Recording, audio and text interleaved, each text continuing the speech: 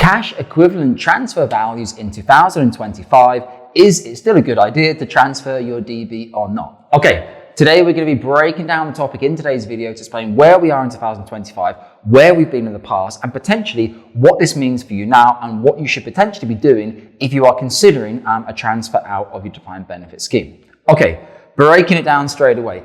Cash equivalent transfer value equals CETV. Equals the amount of money your defined benefit scheme in the UK will give you as a lump sum payment, in effect, to exhaust your pension pot with that scheme. Now, slightly off topic, but as we all know, your defined benefit scheme in the UK is extremely valuable. It has guaranteed safeguarded assets and benefits inside it, which are obviously guaranteed compared to, for example, a SIP, where market returns are obviously not guaranteed, although you can obviously have very good returns inside a SIP as well. So let's go backwards a little bit. Now, if we go right back to 2021, which we'd refer to as the peak of CETVs. Now, I speak with clients every single day of my life and say, I was looking at this since 2021 and my CETV was worth 700 grand or $1 million or whatever it was. Yeah, that was the peak. It's now come down.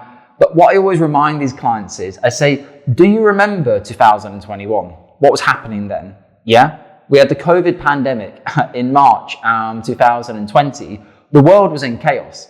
Very, very few individuals globally were thinking, I know what I'll do. I'll take my guaranteed safeguarded benefit asset will pay me a guaranteed index growth for life, and I'll go and swap that for the equity markets right now. Nobody was doing that. Well, a few people were. Some of my investment banker clients understood the interest rates and the gilt rates and how things are working, and they decided to take that opportunity in 2021 to take a very high level of risk, moving away from a defined benefit asset during a period of huge volatility. The majority, 99% of people, were not even considering or thinking about transferring their DB scheme in 2021.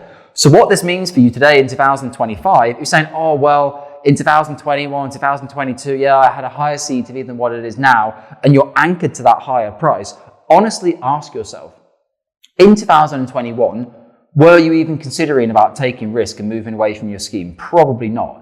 Where we are here in 2025, are CETVs lower historically than they were in the previous years? Absolutely.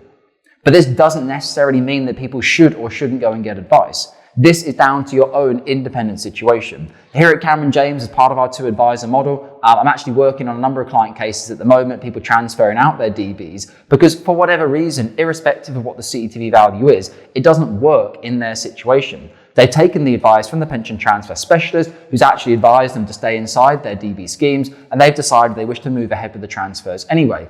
The main reasons for this are typically bridging things. Say they get their state retirement pension at whatever it is, 67, or they have a plan and they want to retire early, or they want the security of it passing on to their wife, their beneficiaries, whoever it might be. They want to take more equity risk, or they might be a deferred member of their scheme, and actually the gold-plated indexation of their DB scheme as a deferred member is nowhere near as valuable as it is to an active member. So if you're still with your defined benefit scheme, typically speaking, you get better rates of indexation and guaranteed growth than if you are a deferred member, which is obviously fair enough.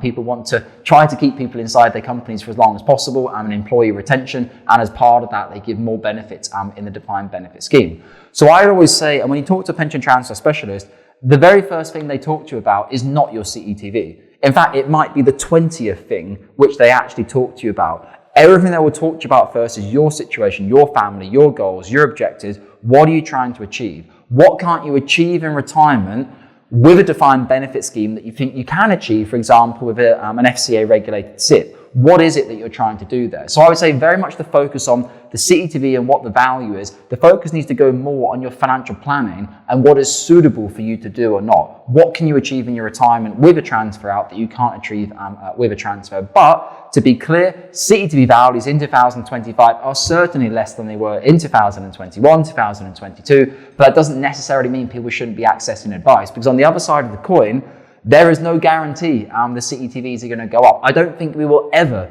I'm pretty happy to go on record to say, I don't think in my future time as CEO and founder of Cameron James, we will ever see CETV values the same level as they were in 2021. We would quite literally need a pandemic to hit us. The UK government hadn't even raised interest rates properly since the financial crisis in 2008, 2029. Interest rates were still very, very low. that was then compounded by COVID-19. The base rate in the UK went down to 0.10%. We're currently on 4%.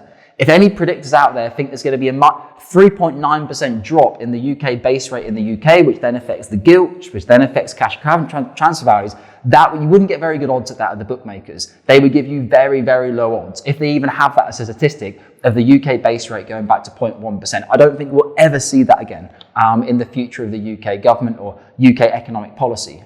So I think it's very, very unlikely.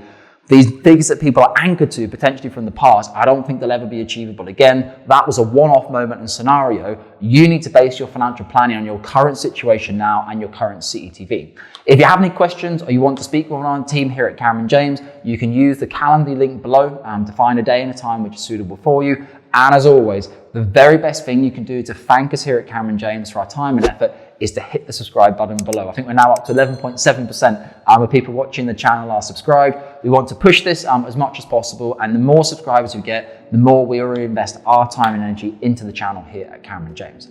And as always, take care of UK pension assets.